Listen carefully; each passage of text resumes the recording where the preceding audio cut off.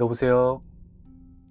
나 터미인데 오늘도 소름 돋고 무서운 이야기 들려줄게.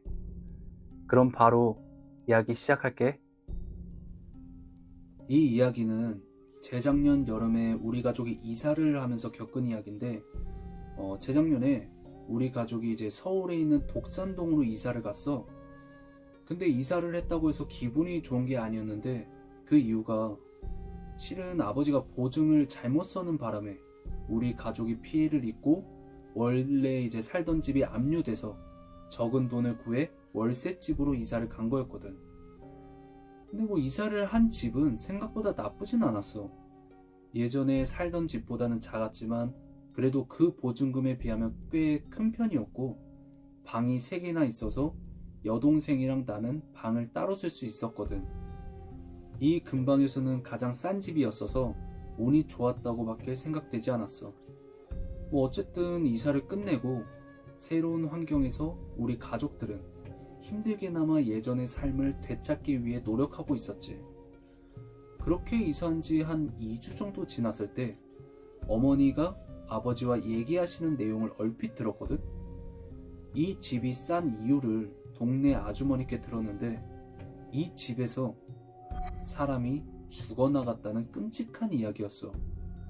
근데 나는 뭐 나름 집에 만족하고 있었고, 또 어디론가 이사를 가고 전학을 가고 안정되지 못한 삶을 산다는 게 싫어서 어머니와 아버지의 대화를 크게 신경 쓰지 않기로 했지.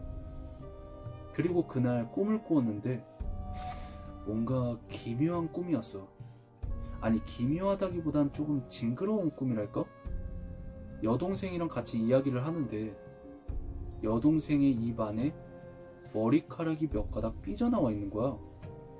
그리고 이야기를 할 때마다 머리카락이 조금씩 더 삐져나오고 있었어. 나는 여동생이랑 더 길게 얘기하면 안 될 것 같은 기분이 들어서 이야기를 관두었고, 그 순간 잠에서 깨어났는데 일어나 보니까 새벽 5시였고, 그 기분 나쁜 꿈이 계속 머릿속에 남아서 다시 잠이 오질 않더라고. 근데 크게 문제될 만한 게 없어서 금방 또 잊고 살았지. 그리고 며칠 뒤 다시 그 꿈을 꾸었어. 여동생이랑 같이 이야기를 하는데 여동생의 입 안에 머리카락이 눈에 띄게 많이 보이는 거야. 나는 여동생의 이야기보다 저 머리카락을 어떻게 해야 하나 고민하고 있었는데, 아침이 돼서 거실에 나와보니까 여동생은 마침 밖으로 나가는 중이었고, 여동생에게 꿈 내용을 말해줄까 하다가 굳이 하진 않았어.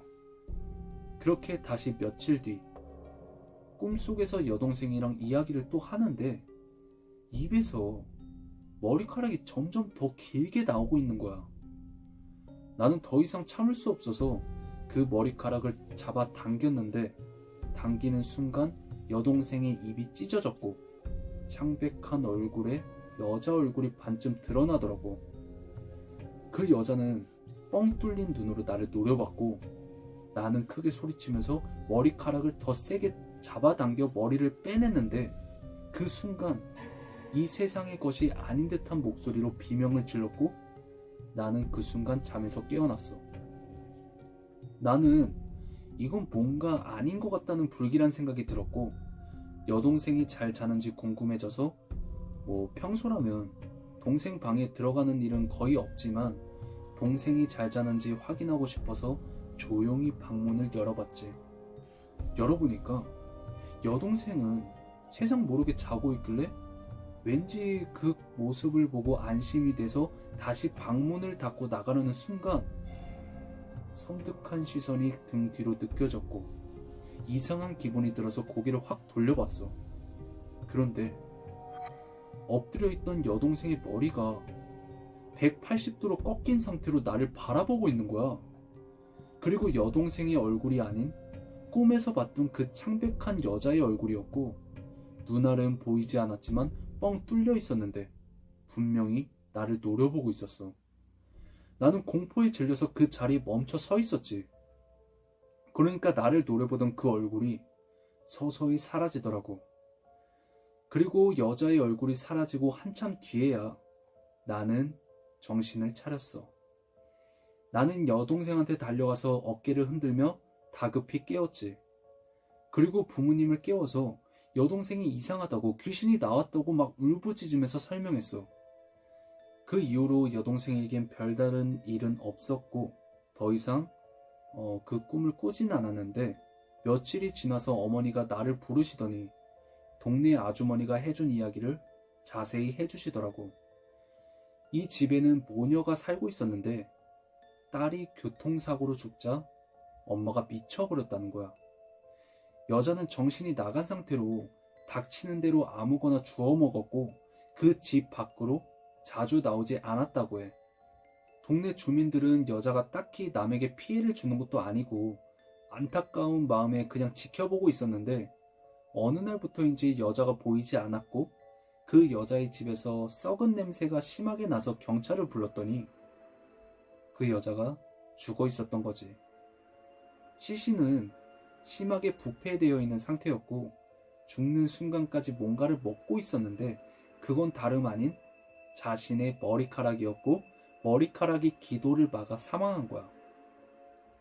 그 이후로 이 집에 이사온 가족들 중에 유독 여자아이들은 한 번씩 죽을 고비를 넘겼는데 우리 집이 그 집으로 이사를 온 거였어.